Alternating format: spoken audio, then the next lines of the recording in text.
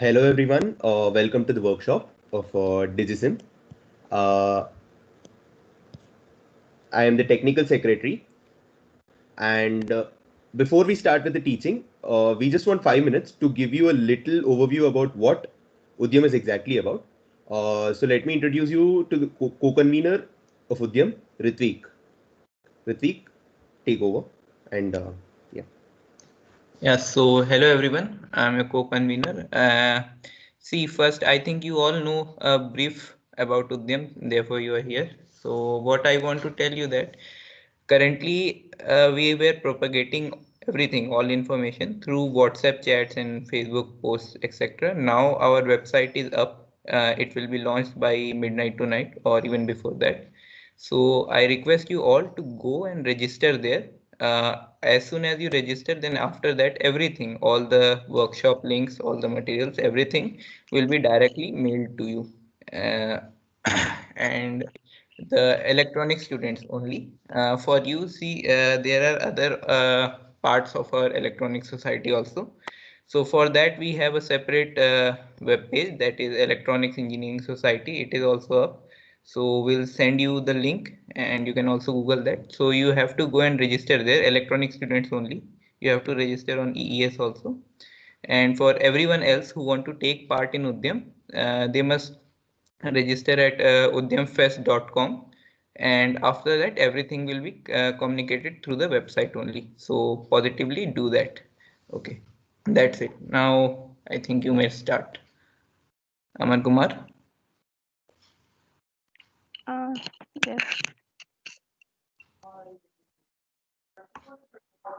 So, hello everyone.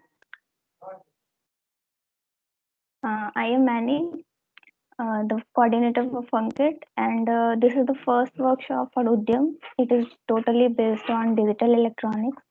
So, this workshop is combined for Digisim and Funkit, and it is also the prerequisite for iChip. So, the coordinators for Digisim are Aman and Ravikant, and coordinators for Funkit are Aman Gupta and me.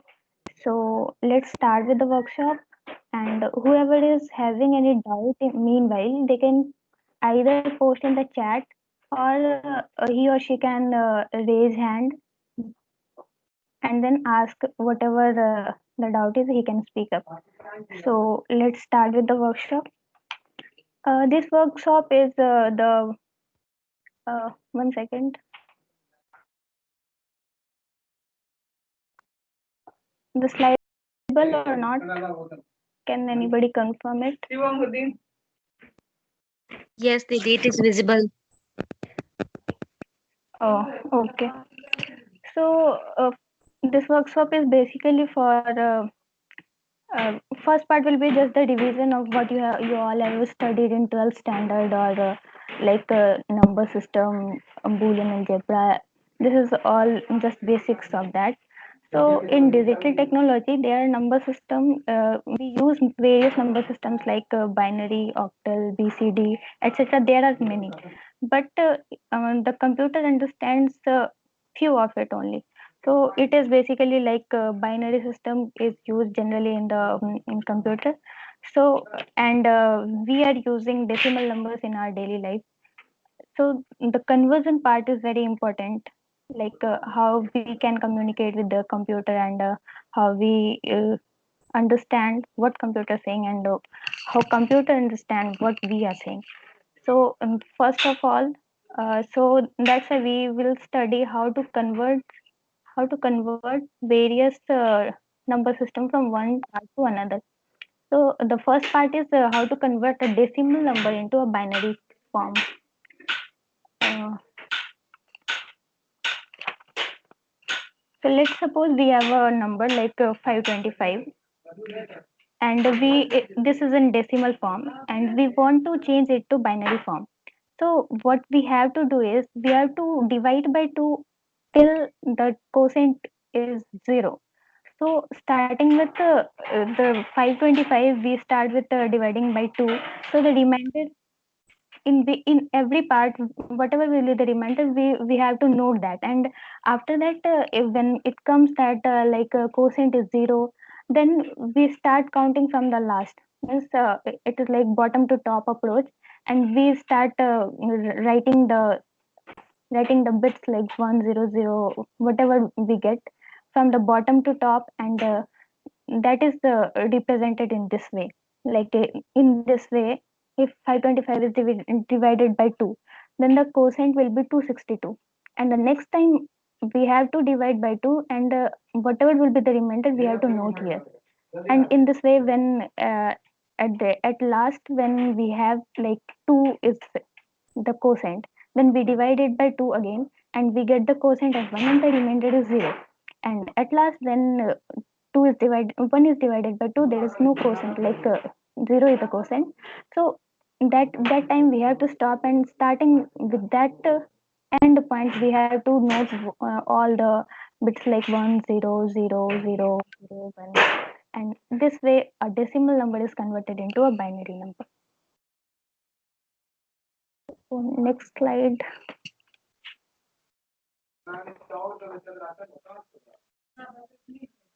Yes.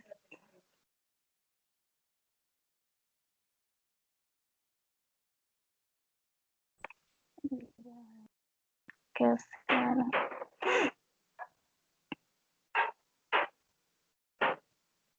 Excuse me.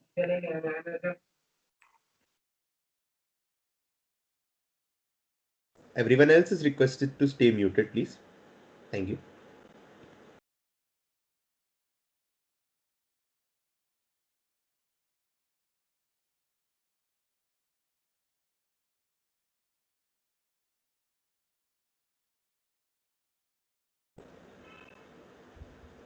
Annie, you can go on. You're muted.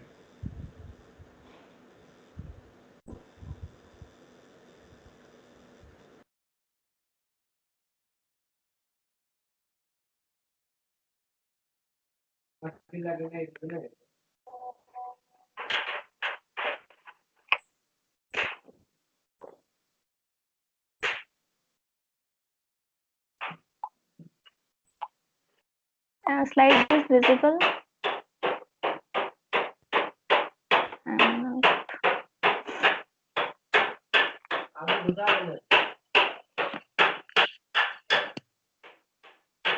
Yes, now it is visible. So we have just seen how to convert a decimal number into a binary number. In the same way, if we have to convert a decimal number into an octal number, we can do the same. We can do the same with the same approach what we have done in the last slide. So if we have the some um, like we have decimal number 255 or anything. So if we have to convert that into octal part, we can just divide that by 8 successively, till we have the quotient equal to 0. So in this way, we can convert decimal number into any number system with the base like 2, 4, 8, or 16, whatever will be the case. In the same way, there is one another numbering system that is known as hexadecimal. It has 16 symbols. That is starting from 0, 1, 2 till 9. It is like a decimal part only.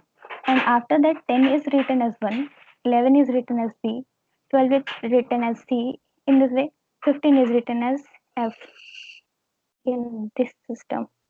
Slide is not visible.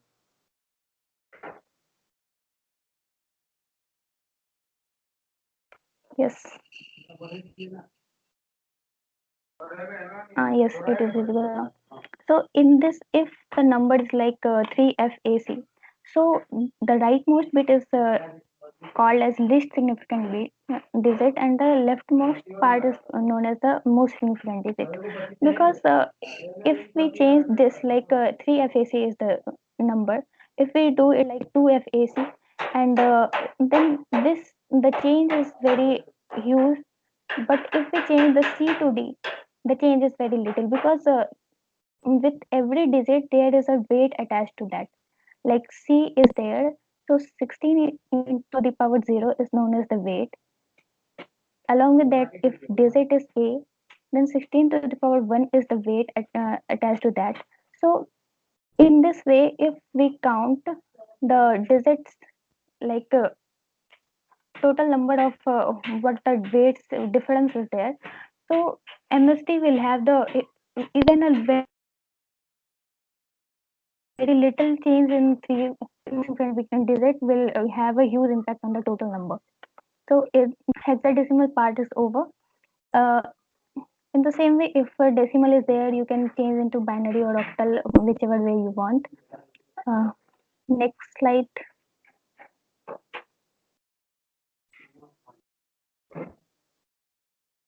Yes.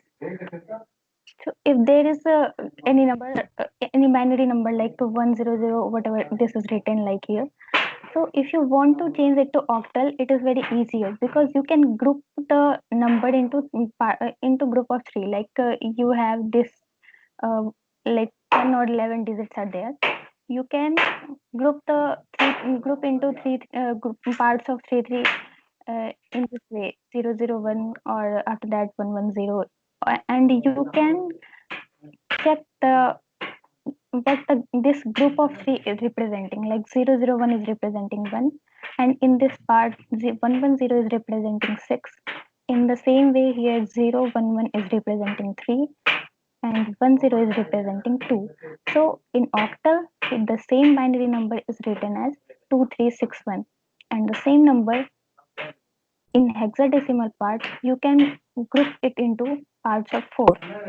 If you make a cluster of 4 digits in this total binary number, you can have the digits like 0001, and after that from 4 to 8 you can group the same, and after that whatever is the left you can group them into a cluster. So in this way you have you have to start from the rightmost part. So starting from here you have to make a cluster of 4. In this way the rightmost part is 1, and this is 4 1 is written as 15 f. 4 1 is 15 in decimal, and that is written as f in hexadecimal part. So this is f, and this 11100 is written as 4 in hexadecimal number system. So this binary number can be changed into octal or hex in this very easier way. Binary to hexadecimal or octal conversion is very easy compared to decimal part, because you have in decimal you have to divide successively and then get the number whatever you want. In the same way, if you want to change this binary number into in the same way, if you want to change this binary number into a decimal number, you have to just uh, you have to just multiply the weights attached to all the digits. Like if this is the binary number, so weight attached with this rightmost part is 2 to the power 0. Successive to that, this 0 have 2 to the power 1, and in this way, starting from right, you have the weights like 2 to the power r, where r varies from 0 to whatever will be the number, whatever will be the digits present in that binary number. In this way, you can change the binary. You can have binary to decimal conversion. So after that,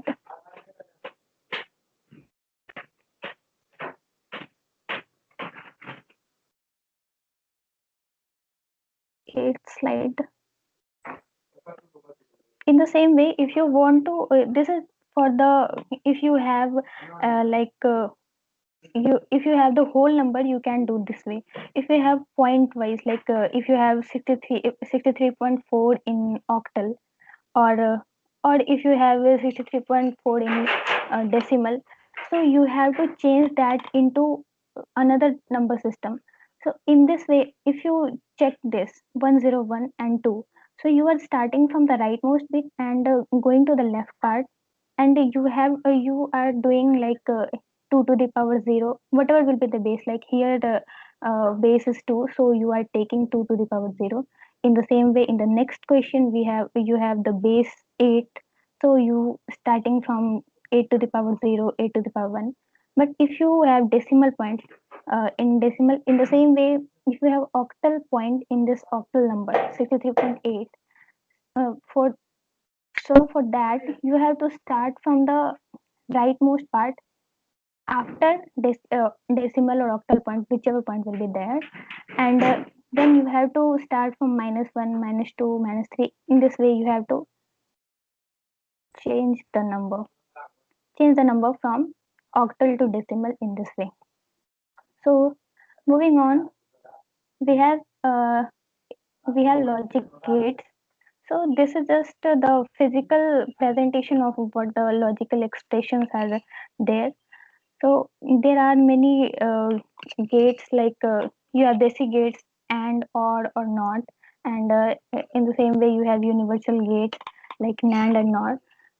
And, or, and not are called basic gates because you can design any digital circuit, whether it is simple or very complicated. You can design any digital circuit by using and, or not, and you can there are various rules and regulations for that, and uh, every gate have its own property, like AND gates have the property that both the inputs should be high for the output to be 1. So in this way you can have the truth table. Is basically the table that contains the output for different possible inputs combination. So like if we are looking for the AND gate, the AND gate, and this is the graphical symbol. You can just means like if you want to symbolically represent AND gate, so you have to use this symbol, and algebraic function. So AND gate is represented by this point. Like if you want to say that a function is there that is representing the AND gate, where x and y are the input and f is the output. So in algebraic form, you can simply write f is equal to x into y. And in truth table, you can have your list like x and y are input and f is the output. So if you are taking two inputs, like you can either take 0 or you can take 1 in binary system. So 0, if both the inputs are 0 0, you will have 0 as the output. Either of the If either of the input is 0, you will have the 0 only as output in the AND gate, because you have to have both the inputs as high to out for the output to be high. So there is only one case where the output will be 1. So this is the truth table for AND gate. And in the same way, there is OR gate. Or the property of OR gate is that either of the if either of the input is 1, you will have the output as 1. So this is the truth table for AND OR gate. And in the same way, NOT gate is just a inverter. If you have 1 as the input, you will have 0 as the output, and if you have 0 as the input, you will have 1 as the output. Inverter, this NOT gate can also be symbolically represented by this bubble can be at the end of this triangle. In both the way, you can symbolically represent the inverter gate. And there is buffer. Buffer is simply that whichever is your input, that is only your output. If 0 is the input, 0 should be the output, and if 1 is the input, 1 has to be the output if that is the input to a buffer. So after that, there comes the universal gate. Universal gate is the named as such because you can design any digital circuit by using only that gate. Like NAND and NOR are the universal gate. So you can design any digital circuit, any whether it is easier to implement or tough. You can do that using only one gate. Like you can only use NAND gate, and you can design whole of the circuit. So this symbol representation is like that way, and This is like opposite of NAND. If you have X and Y as input, then whatever will be the output of AND to X and Y, then if you invert that afterwards, then whatever will be the output, that is the output of NAND gate. So in AND gate we have the expression like if any of the output is 0, you will have the 0 as output.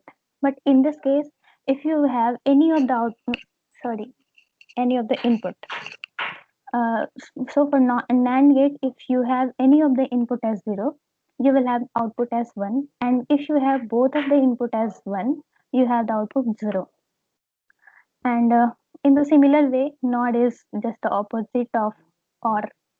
So if you whatever will be the output of your OR gate, if you invert that, you will get the result of NOR gate.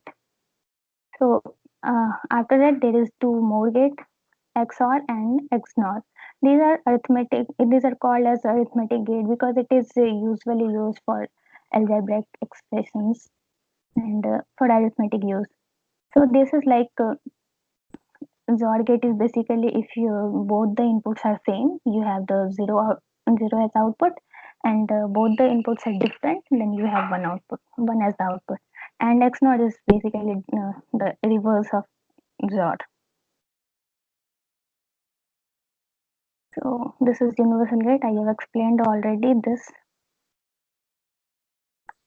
These are just a pictorial representation. If how to express all the gates in different forms. So just go through these all, and if you have any doubt, you can ask.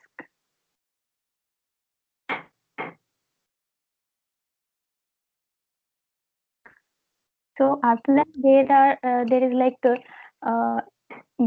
binary operations based on Boolean.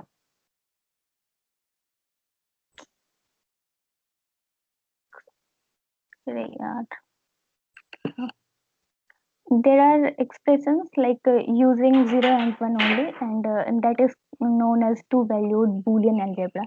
You have in that you have set of operations that are used to like simplify the logic expression or whatever you have. So in that we will use these terms, min terms and max terms for the expressions like the Boolean function can be expressed in either SOP form or the POS form. So for that we have to use these terminology like min terms and max terms. So min terms are basically the product of all the literals. Here literals means either 1 or 0. So either with the complement or without complement. So this is basically if you have two or three variables like A, B, and C, and you want to, and you have some expression like a function is given by A B C dash plus A B plus C dash A something you have. So in that way you have to just the function can have in the SOP form or either or in the POS form. So that is basically the either min terms or max terms. Min terms are basically the product of all the literals. Like if you have three variables x, y, and z, so all the min terms will have uh, either x as x or x dash, and y as y or y dash, or and z as z or z dash. So all the terms will have all the literals associated with that. So the next part, that is Boolean algebra, that will be taught by Aman, and he will take the session afterwards. So I'm stopping here. He will continue next.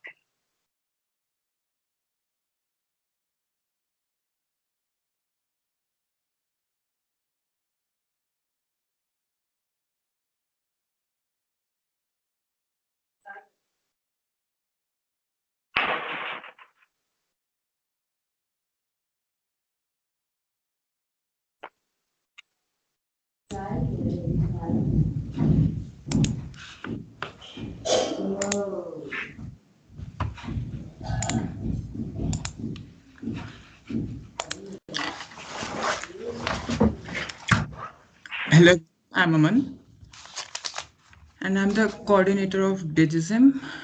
Let's continue from where Annie has left. Okay first किसी ने doubt पूछा था कि जोर gate 3 input का कैसे काम करेगा। तो उसका ये होता है कि पैरिटी चेकर उसी के पे बेस्ड होता है। वो बेसिकली ऐसा होता है कि ऑड और इवन नंबर ऑफ इनपुट्स पे बताता है, यानी कि अगर इवन नंबर ऑफ वंस हुए तो वो 0 रहता है, और अगर ऑड नंबर ऑफ वंस हुए तो वो 1 रहता है, और वो तुम कितने भी इनपुट के साथ कर सकते हो। तो वो पैरिटी चेकर में होता है। Okay, what is SOP and POS functions. Okay, मैं इसे लिख के एक्सप्लेन कर देता हूँ एक बार। स्लाइड किधर गई।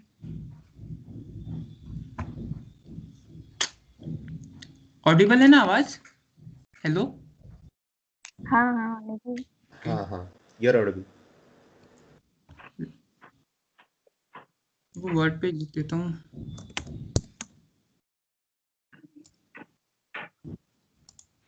स्क्रीन दिख रही है? हेलो। हाँ मन दिख रहा है, स्क्रीन दिख रहा है। ओके, तो something like this is your SOP, some of product. इसमें जो एबी है ये और बीसी है, ये तुम्हारे मिन टर्म्स हैं। ये जो है प्रोडक्ट तुम्हारे इंडिविजुअल इनपुट्स, जो अभी 3 इनपुट हैं तुम्हारे ए बी सी, इनके जो इनपुट्स के प्रोडक्ट होंगे उनके सम है, तो इसे एसओपी बोलते हैं। और इन्हीं को ही तुम दूसरे फॉर्म में भी रिप्रेजेंट कर सकते हो। अगर जैसे फॉर एग्जांपल तुम ऐसे लिख रहे हो, ये कॉम्प्लीमेंट ले लिया और with something like A plus B complement, तो ये तुम्हारा जो है ये पीओएस हो जाएगा, यानी कि प्रोडक्ट ऑफ सम। तो यहाँ पे 2 प्रोडक्ट हैं, और ये जो इंडिविजुअल इतना है ये तुम्हारा एक मैक्स टर्म है, और ये तुम्हारा जो है दूसरा मैक्स टर्म है, और पीओएस जो होता है वो प्रोडक्ट ऑफ 2 मैक्स टर्म्स होते हैं।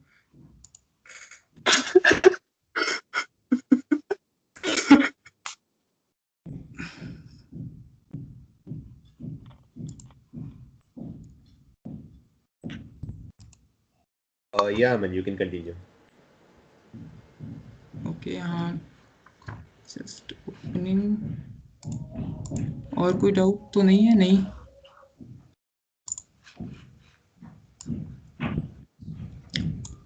So let's start with minimization. जैसे जो यही रहा। एक second Aman, we have a doubt. Someone is raising a hand. Anurag If you can look sir.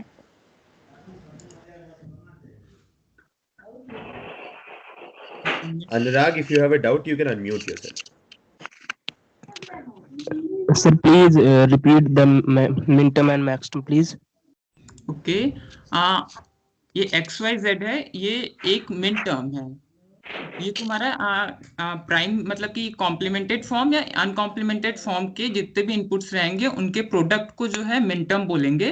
और वही अगर उनके प्राइम या नॉन प्राइम यानी कॉम्प्लीमेंटेड या नॉन कॉम्प्लीमेंटेड के सम को, यानी सम जो है यहाँ पे और रिप्रेजेंट करता है, तो उनको जो है मैक्स टर्म्स बोलते हैं। अगर ऐसे मल्टीपल मैक्स टर्म्स का हम प्रोडक्ट लेके हम एक फंक्शन रिप्रेजेंट करें, तो वो जो है उसे हम प्रोडक्ट ऑफ मैक्स टर्म्स हो जाता है, यानी कि उसे हम पीओएस बोलते हैं, प्रोडक्ट ऑफ सम।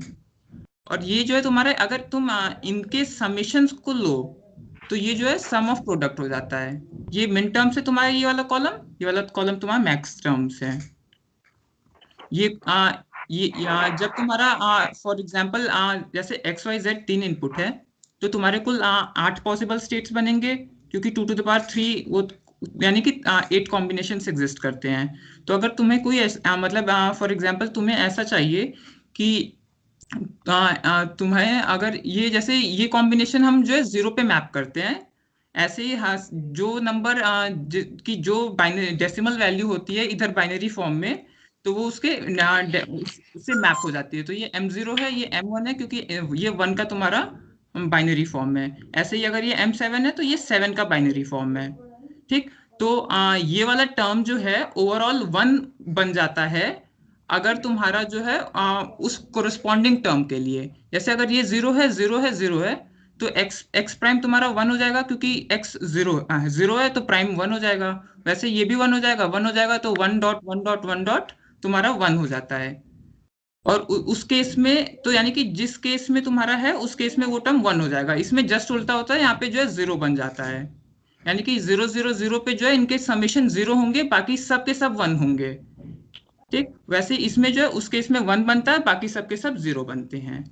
इसका अगर एक और एग्जाम्पल, चलो अच्छा मैं बता देता हूँ, अच्छे से समझ में आ जाएगा।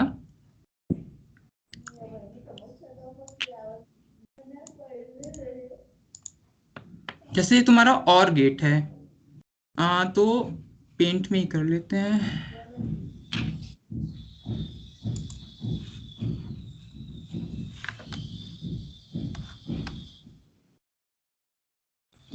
तो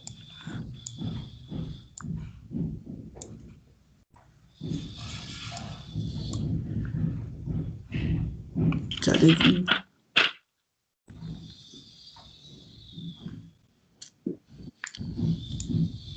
जो केसेस बनेंगे 0 0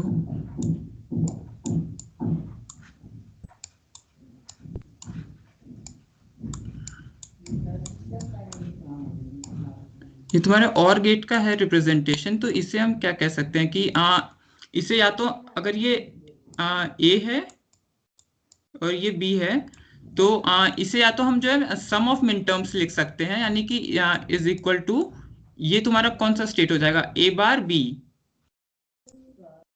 A बार B प्लस ये सेकेंड वाला तुम्हारा हो जाएगा A B बार, और लास्ट वाला हो जाएगा तुम्हारा, दोनों 1 है तो A B, 0 के लिए बार आ जाता है बस। ठीक, और सेम चीज को जो है तुम इस फॉर्म में लिखने के लिए लिख सकते हो A प्लस B, जो कि हमने मतलब मैक्स टर्म की डेफिनेशन में बताया था कि अगर वो मैक्स टर्म में 0 रहता है तो हम प्राइम नहीं लगाते हैं, और मिन टर्म में जो है अगर 0 रहता है तो प्राइम लगाते हैं। तो हम लोग मतलब और के लिए जनरली ये वाला रिप्रेजेंटेशन लिखते हैं, ना कि ये वाला, क्योंकि ये वाला थोड़ा लंबा हो जाता है। तो ये और का एक तरीके से रिप्रेजेंटेशन है। Vertical plane, this one is horizontal plane. रुकिए जरा एक पेपर ले लेता हूँ, that will be good.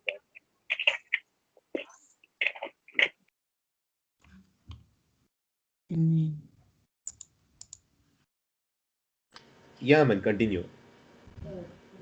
Okay, तो अब पीपीटी स्टार्ट करते हैं। Literals are 110।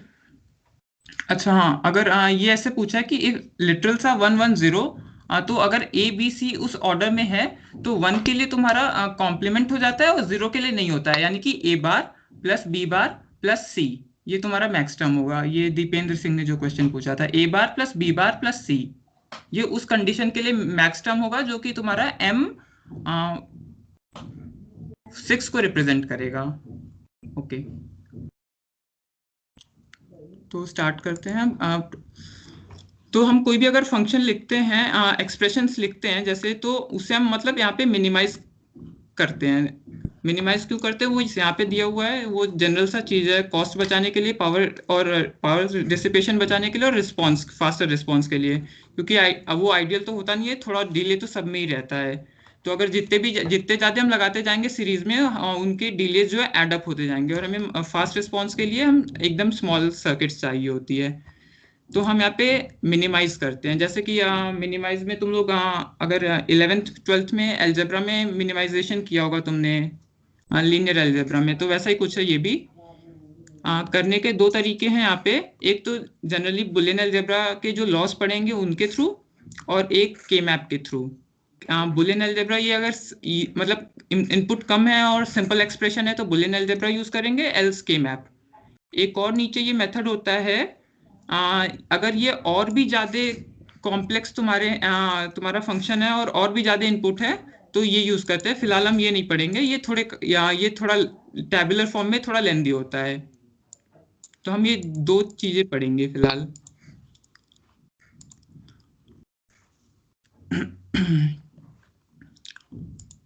तो ये हमारे लॉज हैं, नॉर्मल से ही हैं, बस एक बार इन्हें देख लेना। बाकी तो इसमें जो बस ऐसा है कि जो डॉट होता है वो जो मल्टीप्लिकेशन की तरह होता है वो एंड होता है, और जो समेशन होता है वो और होता है। तो एक एक करके डिस्कस कर लेते हैं। ये आइडेंटिटी लॉ 1.a, मतलब कि 1 का अगर एंड लोगे किसी के साथ तो वो a ही रहेगा, वैसे ही 0 का अगर हम और लेंगे किसी के साथ तो वो a रहेगा, क्योंकि वो ऑब्वियस ही चीज है, समझ में आ ही रहा होगा। वैसे ही अगर 0 का किसी के साथ एंड लेते हैं तो वो 0 ही आएगा, क्योंकि तुम दूसरे इनपुट में कुछ भी दे दो, एक 1 आने के लिए तो दोनों 1 चाहिए होता है, तो वो 0 ही रहने वाला है। वैसे ही 1 + a = 1, ये तो काफी यूजफुल आएगा भी आगे। 1 मतलब कि 1 में फिर तुम कुछ भी ऐड कर दो वो 1 से बड़ा तो होना नहीं है, क्योंकि 0 और 1 दो ही स्टेट रहते हैं अब अपने पास। वैसे ही a होगा, a + a भी a होगा। ये तुम्हारा मतलब ये तो तुम्हारा एक तरीके से तुम इसे उस फॉर्म में भी रिलेट कर सकते हो जो तुम्हारे यूनियन और इंटरसेक्शंस होते हैं। तो यहाँ पे a और a का और लेने पे तुम्हारा 1 यानी ओवरऑल यूनिवर्सल सेट आ गया एक तरीके से, जो हम मतलब तुम उससे कंपेयर कर सकते हो एक तरीके से। और वैसे ही अगर यहाँ पे अगर मतलब एंड लेते हैं तो 0 आ जाएगा। और दोनों ही कम्यूटेटिव होते हैं, मतलब कि इनफैक्ट जितने भी तुम गेट्स पढ़ोगे सारे ही कम्यूटेटिव होते हैं, यानी कि तुम इनपुट साइड पे कोई भी वायर्स अप डाउन करो कोई फर्क नहीं पड़ेगा गेट्स में। लेकिन तो गेट्स में कोई फर्क नहीं पड़ेगा कि कौन ऊपर है कौन नीचे है, आउटपुट सेम ही आने वाला है। तो वायर्स तुम एक्सचेंज कर सकते हो इनपुट साइड पे।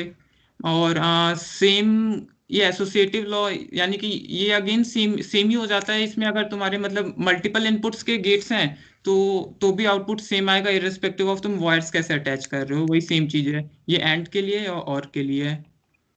डिस्ट्रीब्यूटिव लॉ ये तो तुम ये नॉर्मली मतलब डिस्ट्रीब्यूटिव, ये तो तुमने जैसे मैथ्स में पढ़ा होगा वैसे ही है। ये वाला थोड़ा सा अटपटा लगता है, ये एक बार देख लेना। ये ऐसे है कि जैसे हम यहाँ पे कॉमन लेते हैं वैसे यहाँ पे ये मतलब ये जो प्लस रखते हैं और ये डिवीजन मल्टीप्लिकेशन दोनों के लिए कॉमन बीच में आ जाता है, और प्लस दोनों पे स्प्लिट हो जाता है, a + b हो जाता है, a + c, और दोनों का बीच का मल्टीप्लिकेशन रहता है। अगेन तुम फिर से इससे जो है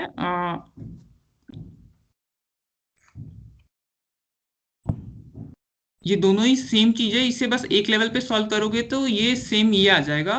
और a + ab यानी ए बी जो है a इंटरसेक्शन b एक तरीके से मान सकते हो। तो a इंटरसेक्शन b अगर जो भी मानो तो वो a के अंदर ही रहेगा, या फिर कह सकते हैं कि ये 1 तभी होगा जब a को 1 होना है। जब a 1 होगा तो वो अगेन तुम्हारे a में ही कवर अप हो जाता है, इसलिए जो है ये ओवरऑल सम 1 ही आ जाता है। और इसे तुम सॉल्व करोगे तो ये भी एक स्टेप बाद वही आ जाने वाला है। अगेन ये डी मॉर्गन्स लॉ है, ये नेक्स्ट आगे 1-2 स्लाइड बाद अच्छे से कवर की जाएगी। ये वैसे पढ़े तो तुम लोग हो गई मतलब 12th में, ये अच्छे से और अच्छे से कवर किया जाएगा डुअलिटी प्रिंसिपल पे।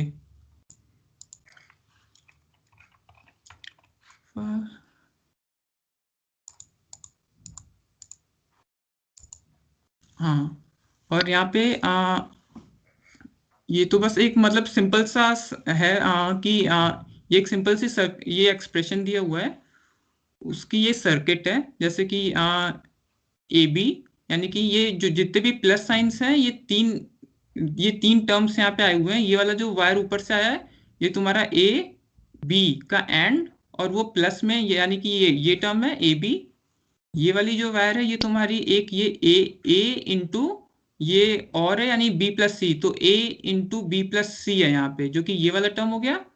और यहाँ पे तुम्हारा ये जो है ये b + c है और b + c इंटू b, तो ये b इंटू b + c है, और ये यहाँ पे और है, तो ये सबका समेशन है।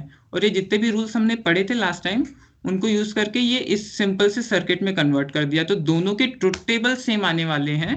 जो ABC पे 8 पॉसिबल कॉम्बिनेशंस होंगे उन पे 8 उसमें जो ट्रुथ टेबल आएगी फाइनली कि ABC की किन कॉम्बिनेशंस के लिए फाइनली 0 आ रहा है, ABC की किन कॉम्बिनेशंस के लिए 1 आ रहा है।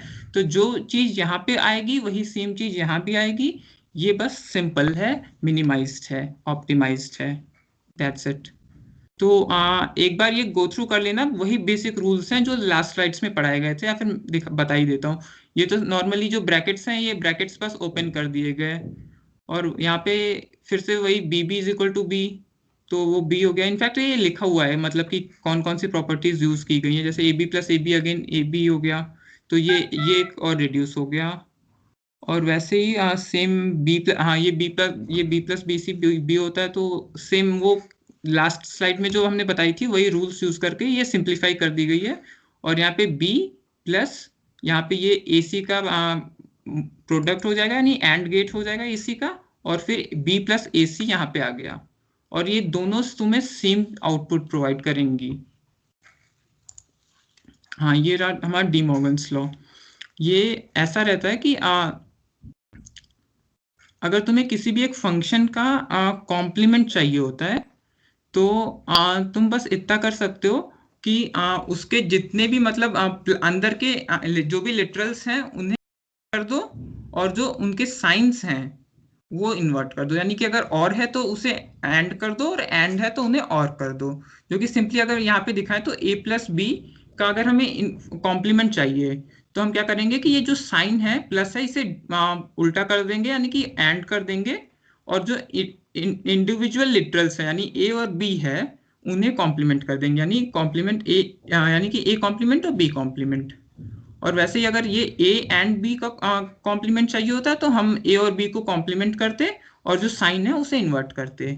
अगर से हमें इनफैक्ट इसको हम दूसरे तरीके से ऐसे भी समझ सकते हैं कि बस अगर तुम्हें a प्लस बी दिया हुआ है तो उसे हम ऐसे लिख सकते हैं कि a complement dot b complement whole complement. Just वो कॉम्प्लीमेंट इस साइड एक तरीके से बोल सकते हो शिफ्ट कर गया। इसका अगर दोबारा तुम एक कॉम्प्लीमेंट लोगे तो इसका डबल कॉम्प्लीमेंट खत्म हो जाएगा और एक साइड कॉम्प्लीमेंट आ जाएगा, दैट्स इट। यानी कहने का मतलब है कि तुम इससे जो है हम एसओपी से पीओएस इजीली कन्वर्ट कर सकते हैं।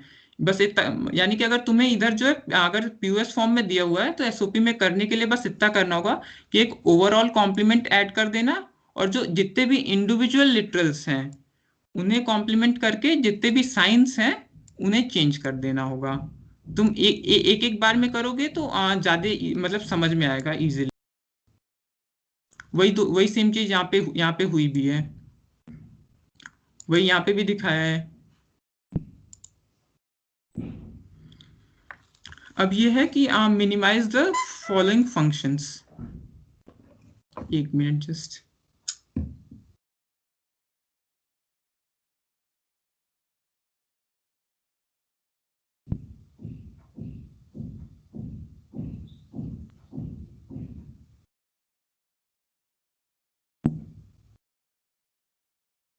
हाँ, तो ABC यानी इसके 8 पॉसिबल कॉम्बिनेशन यहाँ पे हमने लिखे हुए हैं, और ये हमारी सर्किट है 2 4 5 6 7 का समेशन। यानी कि अगर इनपुट साइड में जो वैल्यू है वो 2 4 5 6 7 आए तो हमें आउटपुट 1 रखनी है।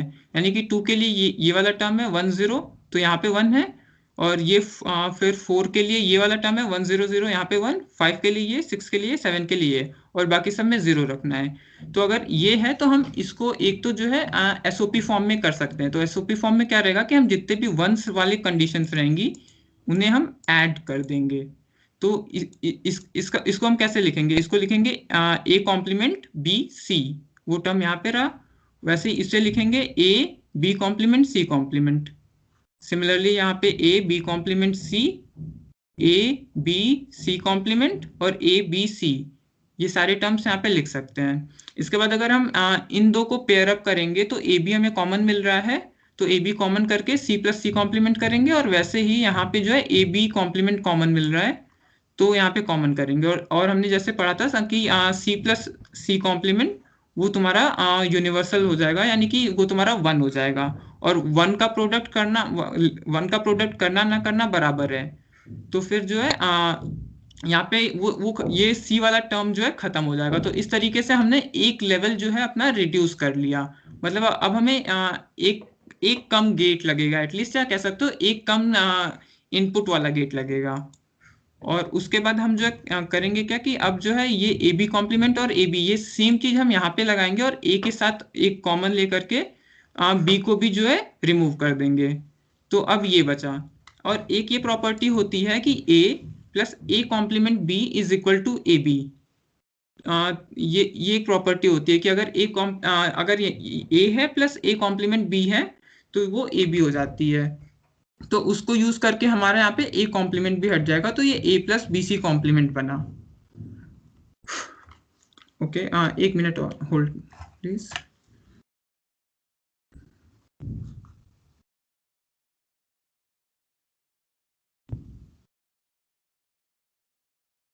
हाँ, तो इसका इनफैक्ट अगर चाहो तो प्रूफ भी देख सकते हो कि ए को हम क्या लिख सकते हैं कि ए प्लस ए बी, जो कि हमने उस प्रॉपर्टी में पढ़ा भी था कि ए प्लस ए बी जो है वो ए ही कहलाएगा।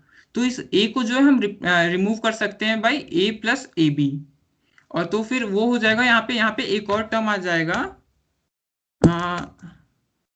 ए बी का, और फिर हम इस ए बी और ए डैश बी को अगर कंबाइन करेंगे तो हमारा ए रिमूव हो जाएगा और बचेगा क्या, ए प्लस बी। तो उस तरीके से ये प्रूव हो गया कि तुम्हारा LHS जो है RHS के इक्वल हो गया। Next slide.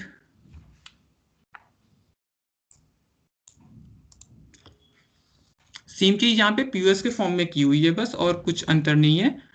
इसे भी देख लेते हैं। POS में क्या करना होता है, POS में हमें जीरोस कंबाइन करने होते हैं बस। तो और जीरोस जो हमने बताया था कि ये जस्ट एग्जैक्टली मैक्स टर्म भी उल्टा होता है। तो यहाँ पे जो है जीरोस पे तुम्हारा प्राइम नहीं होता, यानी ये a plus B plus C होगा, ये a plus B plus C prime, और ये तुम्हारा a plus B prime plus C prime. तो उस के अकॉर्डिंग यहाँ पे वो 3 टर्म्स लिखे हैं और उनका प्रोडक्ट ले लिया गया। तो ये तुम्हारा जो है POS है, प्रोडक्ट ऑफ सम। और उसके बाद बस वही जो प्रॉपर्टीज हमने पढ़ी थी उन्हें ही अप्लाई करके ये सॉल्व कर दिया गया है। तो ये तो हमने एल्जेब्रिकली पढ़ा, सॉल्व किया। अब अगर जैसे बड़े टर्म्स आते जाएंगे तो हम के मैप यूज करते हैं। के मैप में दिखता कैसे, पहले दिखा देता हूँ तुम लोग को। एक टिपिकल सा ग्राफ के मैप ऐसा दिखता है, ठीक। और इससे जो है जो जितने भी इनपुट्स होते हैं वो यहाँ पे मतलब एक इधर और नीचे और इधर दोनों साइड में लिखते हैं।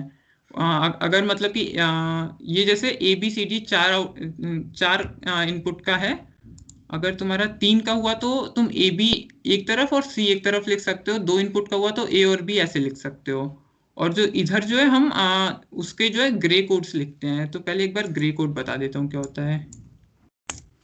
ग्रे कोड होता है कि जो कंसेक्यूटिव एलिमेंट्स हैं वो सिर्फ एक बिट में डिफर करेंगे। यानी कि फॉर एग्जांपल अगर हमारे पास 3 इनपुट है तो हम बिगिन करेंगे 0 0 0 से, और अगला जो है हम नेक्स्ट स्टेप पे सिर्फ 1 बाइट ही डिफर कर सकते हैं। यानी कि 2 बाइट ये दोनों सेम रहे, अगला बस 1 हो गया। इसके बाद जो है 1 तो ये जो है या पहला भी सेम रहा, लास्ट भी सेम रहा, बस बीच वाला एक चेंज हुआ। इसका रीजन मैं बताऊंगा ऐसा क्यों कर रहे हैं, पहले भी देख लो। इसके बाद जो है 0 1 0, इसके बाद क्या आएगा 1 1 0, फिर 1 ट्रिपल 1, फिर 1 0 1 और फिर 1 0 0। और इसमें ये भी स्पेशलिटी रहती है कि लास्ट वाला और फर्स्ट वाला भी जो है सिर्फ 1 बिट में ही डिफर करता है, और कोई भी आपस में तुम्हारा 1 बिट में ही डिफर करेगा। और अगर तीन इनपुट्स हैं तो तुम्हारे 2 to the power 3 रोज आएंगी, और ये सारे तुम्हारे यानी कि 0 से 2 to the power n-1 यानी कि 0 से 7 सारे नंबर्स एक बार ही कवर होंगे, और सबके सब एक बिट ही डिफर करेंगे हमेशा। तो इसका यूज ये होता है कि यहाँ पे हमने लिखा था कि adjacent squares differ by just 1 literal, यानी हम ग्रे कोड में ही लिखते हैं ताकि जो हम बेसिकली हमने कैसे रिड्यूस किया था यहाँ पे, बस यही किया था ना कि C प्लस C डैश जो है 1 हो जाता है। यहाँ पे ग्राफिकली वो अपने आप अंदर होगा, हमें देखना नहीं है, बस हमें सर्कल करना होगा। तो अगर वो हम ग्रे कोड वाइज अरेंज करेंगे तो जो नेबरिंग एलिमेंट्स होंगे वो उनका अपने आप सिर्फ एक ही बिट डिफर करेगा, और वो अपने आप जो है अगर हम उन्हें यूनाइट करेंगे तो उनका अंदर ही अंदर कैंसिल हो जाएगा, मतलब वो टर्म चली जाएगी जो चेंज हो रही है। तो उससे जो है हमारा एक टर्म रिड्यूस होता है, जिससे कि हमारा एक्सप्रेशन छोटा होता जाता है। ठीक, तो अभी के मैप के बारे में ही देख लेते हैं। तो ये वही चीज़ है कि जैसा बताया था कि जो ट्रुथ टेबल होती है, एक गिवन ट्रुथ टेबल, वो बहुत फॉर्म में हम लिख सकते हैं। मतलब ट्रुथ टेबल तो फिक्स रहेगी, लेकिन उसको उसके लिए गिवन एक्सप्रेशन हम बहुत तरीके से दिखा सकते हैं। जैसे मैंने और के लिए ही दिखाया था कि एक मैंने मतलब पीओएस में लिखा था, एक एसओपी में लिखा था, और भी बहुत, और वो वही दो तरीके नहीं, और भी दो तरीके, जैसे दो को कंबाइन कर लेते, एक को अलग रहने देते। तो बहुत से तरीके हैं, लेकिन हमें जो है सबसे ऑप्टिमाइज चाहिए, सॉल्यूशन चाहिए होता है, तो उसके लिए हम के मैप यूज करते हैं। और इसमें मतलब बस के मैप में जो है जैसे अगर n इनपुट्स हैं, तो 2 टू द पावर n छोटे छोटे स्क्वायर्स रहेंगे, और हर एक छोटा स्क्वायर जो है एक मिन टर्म रिप्रेजेंट करेगा। बेसिकली अब से हम जो है सिर्फ मिन टर्म और एसओपी में ऑपरेट करेंगे। अगर तुम्हें दूसरा पार्ट भी देखना है तो तुम एक बुक रेफर कर दूंगा, उसमें देख लेना। बाकी एक से काम हो जाएगा, क्योंकि तुम एक से ही जो है आराम से सिंप्लीफाई कर सकते हो। तो जो भी मिन टर्म्स होते हैं वो मतलब जो भी एक एक स्क्वायर, एक मिनट,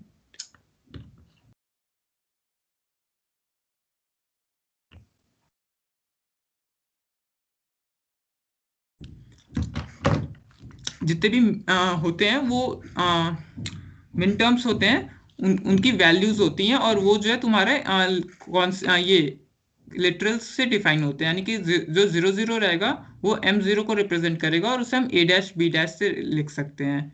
ठीक, ऐसे ही बाकी सारी वैल्यूज भी है। अब हम जो है जैसे इसमें देख रहे होगे कि हम इसे सर्कलिंग करते हैं, तो ग्रुप करते हैं।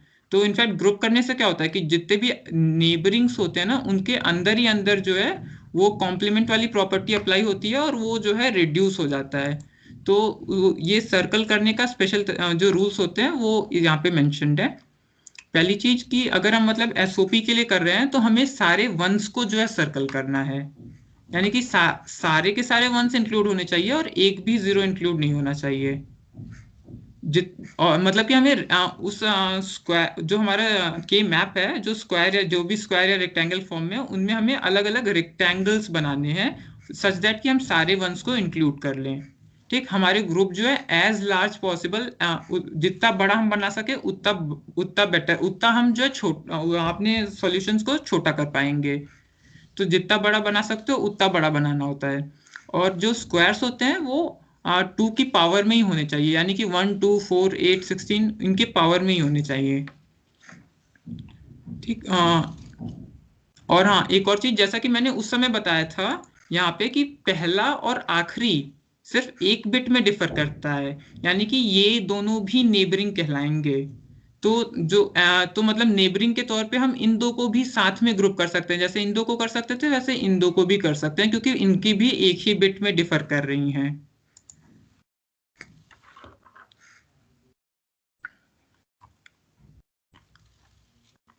और सबसे मेन इंपॉर्टेंट पॉइंट ये रहा कि हम कैसे अपना एक्सप्रेशन लिखेंगे। तो जो लिटरल्स चेंज कर रहे हैं वो तो कंबाइन हो गए, तो वो तो एक्सक्लूड हो जाएंगे। जो लिटरल्स चेंज नहीं कर रहे हैं वही बचे हमारे पास, तो वही आंसर होंगे। जो चेंज कर रहे हैं कंबाइन करने पे जो रेक्टेंगल हमने बनाया उसमें जो चेंज कर रहे हैं, वो उन्हें जब हम अंदर ही अंदर वो जो है कॉम्प्लीमेंट वाली प्रॉपर्टी अप्लाई होती है, और वो जो है अपने आप मतलब वो रिड्यूस हो जाते हैं, रिमूव हो जाते हैं सॉल्यूशन से। तो अब हम कुछ वैलिड ग्रुप्स और इनवैलिड ग्रुप्स देखते हैं। जैसे ये नहीं बना सकते क्योंकि ये डायगोनली हो जाएगा, ये रॉन्ग सर्कलिंग हुई। इसको सॉल्व करने का बस एक ही तरीका था कि एक वन यहाँ लिखता है और एक वन यहाँ लिखते, और ये बेसिकली तुम्हारा जो है जॉर गेट है। तो तो इसको हम सॉल्व कैसे करते, इसको हम बस इतना ही लिख सकते थे, A dash B plus B dash A. और जॉर गेट का एक फॉर्मूला भी होता है जो कि तुमने थर्ड फोर्थ स्लाइड में देखी होगी। ये तुम्हारा जो है और गेट का है, इसको तुम ऐसे लिख सकते हो, मतलब कि अमन, क्योंकि हम, हाँ फुल दिनेश, स्क्रीन कर लेना, कुछ लोगों को प्रॉब्लम हो रहा है, फुल स्क्रीन कर लेना। ओके, हाँ 1 मिनट रुक जाओ, हाँ हाँ। पानी पी लूं मैं। Just a minute guys.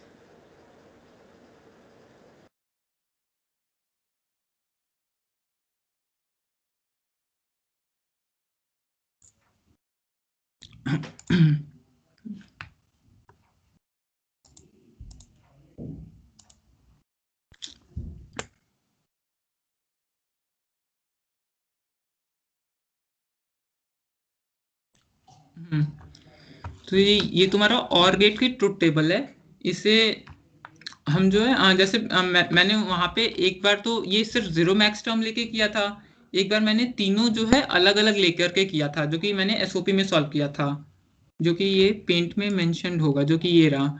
ये वाला तुम्हारा SOP वाला है और ये वाला तुम्हारा POS वाला है। दिख रहा है ना दिनेश? कंफर्म कर दो। हाँ विजिबल है। हाँ, तो दूसरा तरीका ये है कि हम जो है जैसे दो दो के पेयर्स में ऐसे ग्रुप कर लें। तो ये वाला तो यहाँ पे जैसे हमने ये ग्रुपिंग की, तो ये तुम्हारा क्या हो जाएगा, यहाँ पे तुम्हारा A चेंज कर रहा है लेकिन B नहीं कर रहा है, तो वो ऑटोमेटिकली जो कंबाइन होना था वो कंबाइन हो जाएगा।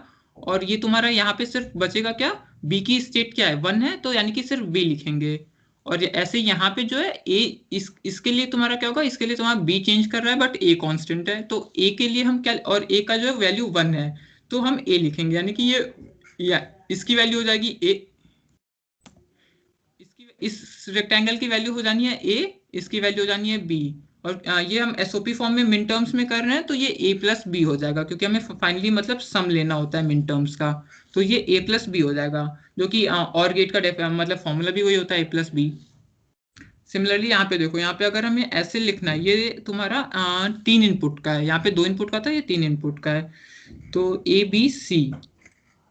तो अगर यहाँ पे अगर 2 इनपुट हो जाती है तो फिर हम मतलब कि क्योंकि 4 पॉसिबल स्टेट्स बनते हैं तो 0 0 0 0 1 1 1 1 0 लिखते हैं। यही तुम्हारा ग्रे कोड है। ये ऐसे नहीं लिख सकते हो कि 0 1 के बाद 1 0 आ जाए फिर 1 1 आए, क्योंकि अगर ऐसे करोगे तो वो 2 बिट का चेंज हो जाएगा, फिर तुम्हारी पेयरिंग करने पे वो रिड्यूस नहीं होगा।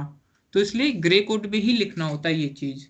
जितनी भी बड़ी लिखो तुम 8, अगर तुम 3 बिट का लिख रहे हो तो 8 लिखना होगा। ऐसे ही तुम्हें जितने भी बड़े लिखने हैं तुम्हें ग्रे कोड में यहाँ पे लिखना है, ताकि वो कंबाइन करने पे रिड्यूस हो।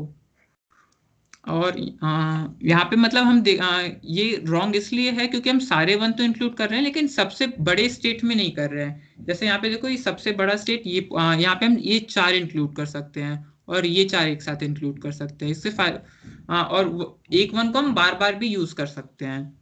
जैसे अगर यहाँ पे ये 1 देखोगे ना तो 2 बार यूज हुआ है, जो कि वो वाला 1 कौन सा है, एक मिनट, वो 1 है तुम्हारा AB वाला। तो अगर तुम AB को एक बार और लिख दो, ठीक, तो इस AB को तुम इस AB को कंबाइन करोगे तो क्या हो जाएगा, B रिड्यूस हो जाएगा और A बचेगा। ठीक, और इस AB को तुम कंबाइन करोगे तो A रिड्यूस हो जाएगा और B बचेगा। तो फाइनली क्या हुआ, B+A, जो कि तुम्हारा जो है यहाँ पे है।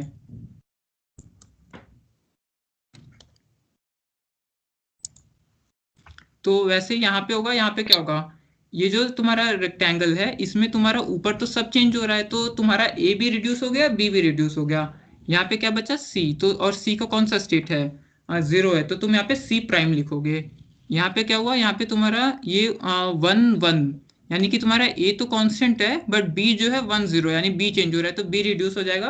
और वैसे C भी रिड्यूस हो जाएगा क्योंकि C जो है 0 और 1 दोनों है, तो C भी चेंज कर रहा है। तो क्या चेंज नहीं कर रहा है, A चेंज नहीं कर रहा है। तो A का स्टेट क्या है, 1, तो यहाँ पे ये हो जाएगा A। तो ये इसकी वैल्यू हो जाएगी तुम्हारी A, इसकी वैल्यू हो जाएगी C', तो आंसर हो जाएगा A+C' इसके लिए। हाँ, ये तो बस सर्कलिंग के लिए दिखाने के लिए बताया गया है कि तुम अगर ऐसे 6 साथ में दिया हुआ है तो 6 को 7 तो नहीं कर सकते हो, तो 4 4 के पेयर में कर सकते हो, क्योंकि हमें 2 की पावर्स में ही पेयर अप करना है।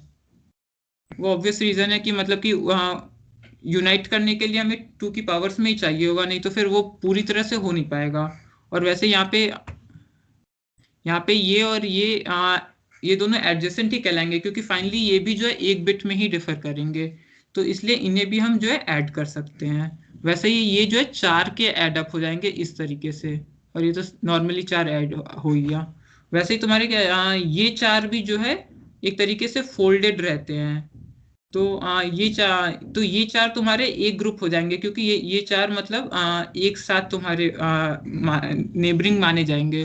वैसे ये एक चार हो जाएगा, और ये दो, ये दो, ये दो और ये दो। इससे बड़ा तो और कहीं नहीं कर सकते हो, तो यही पॉसिबल है। अब जैसे एक बार बता दूं, इसे हम कैसे, ये जो कॉर्नर वाले चार हैं इन्हें हम नाम कैसे देंगे यहाँ।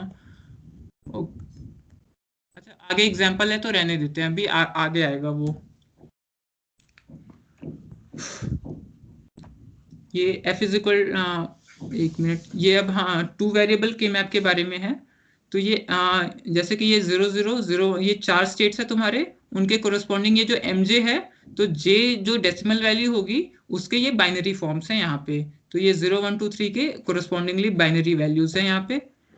तो ये जो है उसका मिन टर्म कहलाता है। ये m0 ये रहा, m1 ये, m2 ये, m3 ये। ये m1 इसलिए है क्योंकि ये m1 के लिए 0 1 है, तो x की वैल्यू 0 यहाँ पे है तो x डैश, और 1 y 1 है यहाँ पे, तो इसलिए ये m1 है।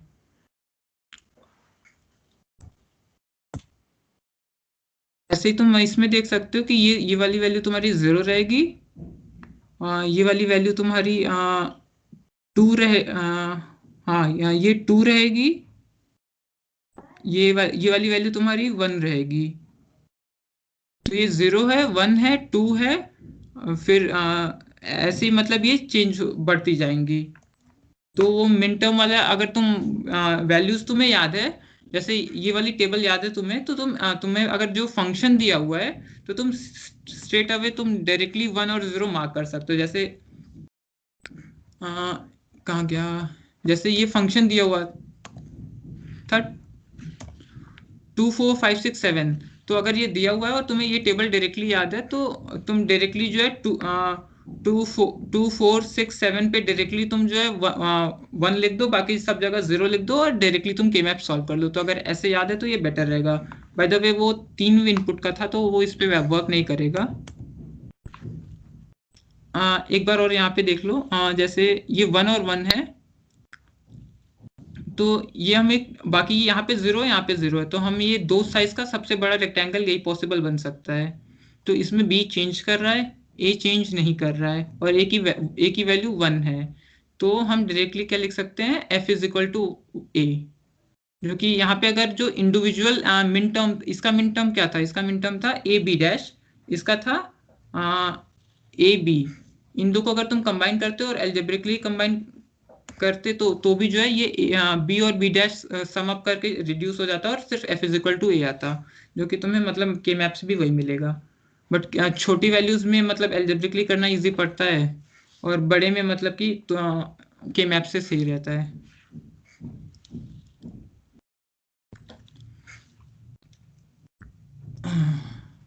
वैसे यहाँ पे देखो, जैसे एग्जांपल्स और भी दिए हुए हैं यहाँ पे। ये चार को हमने एक साथ कंबाइन किया, ये चार एक साथ कंबाइन किया, सारे वंस इंक्लूडेड है, सबसे बड़ी पॉसिबल कंटेनर्स में इंक्लूडेड है। इसकी वैल्यू क्या आएगी, बी और सी इसके ग्रीन के लिए चेंज हो रहे हैं, बट ए नहीं चेंज हो रहा है, और ए की वैल्यू 1 है तो हम ए लिखेंगे। इसकी वैल्यू में ए चेंज हो रहा है, और यहाँ पे देखो 1 0 चेंज हो रहा है, बट पहला टर्म 1 और 1 ही है, तो यानी बी जो है 1 रहेगा, तो इसकी वैल्यू बी हो जाएगी। तो ये हो गया a प्लस बी, इसके लिए b और ग्रीन के लिए a। वैसे ये भी सेल्फ एक्सप्लेनेटरी है। यहाँ पे जैसे देखो a चेंज हो रहा है, लेकिन ग्रीन के लिए जो है ग्रीन के लिए पहला चेंज हो रहा है, दूसरा 1 रह रहा है, यानी c1 है, तो ये इसके लिए c हो जाएगा। मार्क शायद गलत किया है इसने, कोई नहीं। और इसके लिए तुम्हारा जो है फर्स्ट कांस्टेंट है और सेकंड चेंज हो रहा है, यानी कि b की वैल्यू 1 है, तो ये तुम्हारा b हो जाएगा, तो ये b प्लस c हो गया। वैसे तुम इसे भी देख सकते हो, इस इजी ही है। जैसे ये सिर्फ इस 1 को तुम कहीं भी इंक्लूड नहीं कर सकते हो, तो तुम ये इसे सिंपल ही रख दो। अगर तुम सिंपल रखे हो तो उसका मतलब ये है कि वो जरा भी तुमने रिड्यूस नहीं किया, और वो तुम्हारे जितने भी तुम्हारे इनपुट्स हैं उतने टर्म्स रहेंगे तुम्हारे मिन टर्म में। तुम्हारा जितना बड़ा सर्कल होता जाएगा उतने ज्यादा तुम रिड्यूस करते जा रहे हो। जैसे यहाँ पे बड़े बड़े हैं तो सिर्फ बी और सी रहा, अगर सिंगल रहा तो वो तुम्हारा ए डैश बी डैश सी, यानी कि तुम्हारे तीनों इनपुट्स आ गए। अगर तुम्हारे दो के बॉक्सेस हैं तो तुम्हारा कोई ना कोई एक टर्म रिड्यूस होगा, और वो दो टर्म बचेंगे। कैजुअली यही है। ऐसे ही 4 वेरिएबल के मैप है ये ए बी इधर है, सी डी इधर है। तो इसके लिए ए बी के लिए ग्रे कोड इधर लिख दिया, सी डी के लिए इधर लिख दिया। तो अगर तुम मतलब मैप करोगे ये वैल्यूज तो ये कुछ ऐसे ही आएगा 0 1 2 3 4 5 6 7 8 9 10 11 12 13 14 15। ठीक, अगर जैसे कि फॉर एग्जांपल 15 देखोगे तो 15 पे क्या ए बी की वैल्यू क्या है 1 1, सी डी की वैल्यू क्या है 1 1, जो कि 15 के लिए वही होती भी है। रैंडमली अगर हम 5 को देखें तो 5 के लिए क्या है 5 के लिए हो जाएगा 0 1 0 1। तो 0 1 0 1 तुम्हारी 5 की बाइनरी वैल्यू है। तो वो ऐसे ही है। अब हमें जिन जिन मिन टर्म्स को 1 रखना है वहां पे 1 डाल के बाकी पे अगर हम 0 रख देते हैं, एक मिनट जस्ट,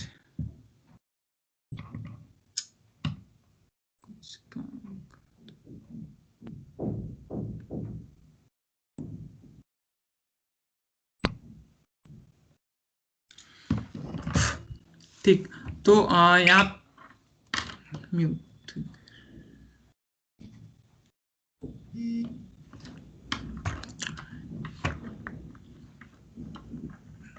तो यहाँ पे जो मिन टर्म्स की वैल्यूज पे 1 रख के बाकी जगह पे हमें 0 रखना होगा और फिर हमें वैसे ही सर्कलिंग करके हमें मतलब रिड्यूस करना होगा एक्सप्रेशन को, जैसे कि यहाँ पे किया हुआ है।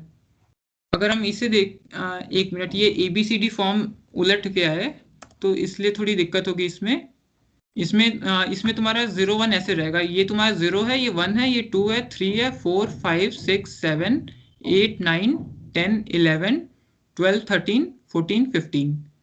तो ये तुम्हारे जैसे जो जो वैल्यूज पे 1 है वो वैल्यूज तुम्हारे इंक्लूडेड है, यानी कि उनमें तुम्हारे आउटपुट 1 आएगा इस एक्सप्रेशन में और बाकियों में 0 आने वाला है।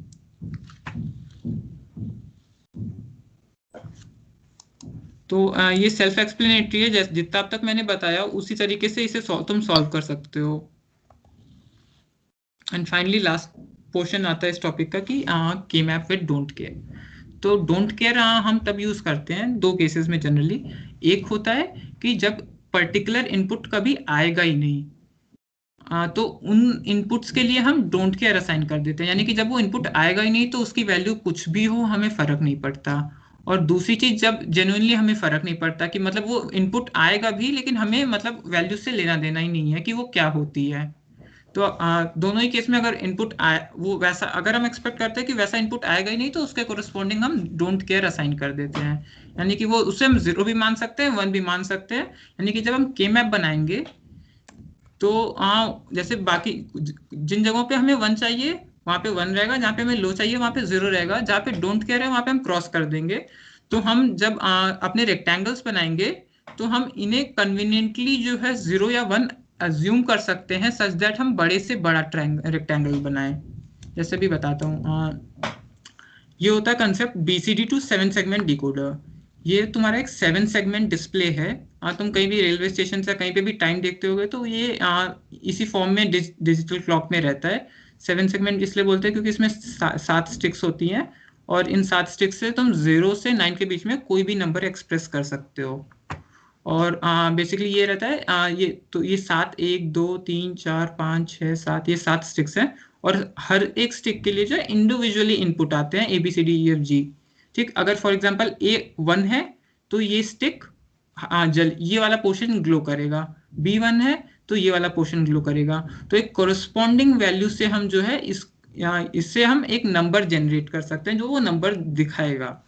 तो 7 के लिए क्या होगा, जैसे 7 के लिए तुम्हारा A B और C ये जो है 1 होने चाहिए, बाकी सारे 0 होने चाहिए।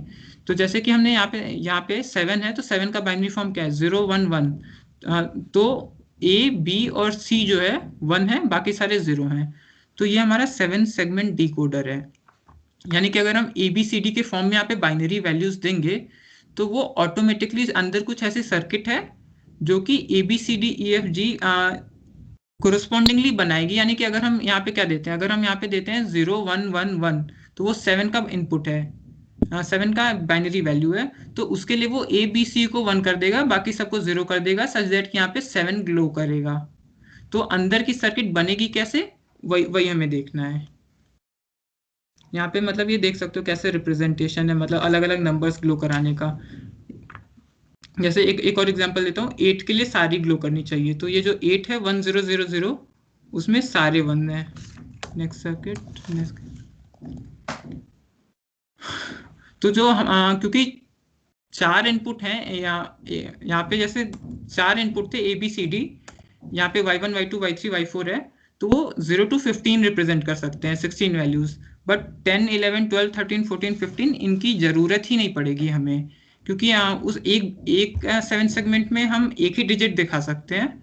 तो ये वाला इनपुट मान सकते हैं कि आएगा ही नहीं, और आएगा भी तो हमें कुछ दिखाना नहीं है। तो अगर कुछ रैंडम गलत चीज भी दिखती है तो कोई हमें फर्क नहीं पड़ता, क्योंकि इनपुट ही गलत आ रहा है।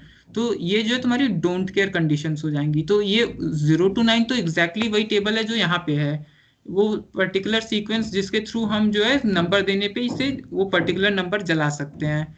बट उसके बाद जो है जितने भी 2 डिजिट्स नंबर है वो डोंट केयर असाइंड है, यानी फर्क नहीं पड़ता, मतलब कुछ भी जले हो हमें फर्क नहीं पड़ता। बस इतना याद रखना है, डोंट केयर या तो 0 होगा या तो 1 होगा, दोनों असाइन नहीं करना है। तो अगर जैसे हम A के लिए है, तो A को अगर हम आउटपुट मानते हैं, तो अगर हमें A के लिए सर्किट बनानी है तो ये तुम्हारे 4 जो है इनपुट होंगे एक A के लिए। तो इसमें तुम देख लो कि A जो है किन किन वैल्यूज पे 1 है। जैसे 1 है तो 0 पे 1 है, 2 पे 1 है, 3 पे 1 है, 5 पे 1 है। तो ऐसे जब तुम A का K मैप बनाओगे तो ये ABCD लिखा हुआ है ना, तो ये ऐसे जाएगा 0 1 2 3। तो जैसे 0 पे 1 है, 1 पे नहीं है, 2 पे है, 3 पे है, जैसे जो कि यहाँ पे था 0 पे है, 1 पे नहीं है, 2 पे है, 3 पे है। तो ऐसे जब तुम पूरी K मैप बनाओगे तो उसके बाद ये कुछ ऐसा आएगा। तो अब हम उस तरह से अगर ये डोंट केयर नहीं होते तो हमें क्या लेना होता कि ये दो एक साथ इंक्लूड होते, ये दो एक साथ इंक्लूड होते, ये दो एक साथ, ये दो एक साथ, और ये दो एक साथ, यही हो पाता। लेकिन क्योंकि हम जो ये क्रॉस है इन्हें कुछ भी मान सकते हैं, तो इन्हें हम अपने रेक्टेंगल को बड़ा से बड़ा करने के लिए उन्हें हम अभी 1 मान लेंगे। तो ये पूरा एक साथ इंक्लूड हो जाएगा, ये पूरा एक साथ इंक्लूड हो जाएगा। इनफैक्ट ये यहाँ पे गलत दिखा है, ये 4 एक साथ इंक्लूड हो सकते हैं, तो ये 4 स्क्वायर्स का बन जाएगा। तो उसके बाद तुम 1 2 3 जितने रेक्टेंगल्स होंगे उतने हमारे टर्म्स बनेंगे। हाँ 1 2 3 4, तो 4 है, तो यहाँ पे जो है हमारे 4 टर्म्स आएंगे। हमारे सम ऑफ प्रोडक्ट्स में 4 सम्स, मतलब 4 इंडिविजुअल सम मिन टर्म्स का हम सम लेंगे। तो ये ए के लिए हो जाएगा। तो अब हम अगर जैसे जो ABCD है तो वो मतलब इसे एंड और गेट से सिंपली एग्जीक्यूट किया जा सकता है, तो हम उसे बनाएंगे और उसके बाद जो है उसका जो आउटपुट रहेगा वो हम A को असाइन कर देंगे। ऐसे ही हम सातों के लिए करेंगे। तो जब बाकी सबके लिए करेंगे और उन्हें असाइन कर देंगे, तो जो हम पर्टिकुलर इनपुट देंगे उन पे वो पर्टिकुलर आउटपुट ये वाला पैटर्न जनरेट करेगा, सच दैट कि ये ग्लो करेगा उसके अकॉर्डिंग ही। ठीक, तो ये वैसे ही हमने B के लिए किया है, C के लिए किया है, तुम D E F G खुद से कर सकते हो। And finally it's wrap up. Thank you guys, thank you much, thank you any. Contacts है हमारे, अगर तुम चाहो तो हमें कांटेक्ट कर सकते हो, व्हाट्सएप पे भी अवेलेबल है। अमन, मैं हूँ अमन कुमार, रविकांत भी है, एनी फंकिट की कोऑर्डिनेटर है, वो अभी जस्ट स्टार्टिंग हाफ उसने ही किया था, और अमन गुप्ता फिलहाल तो आज नहीं है, नेक्स्ट वर्कशॉप में रहेगा। तो तुम हमें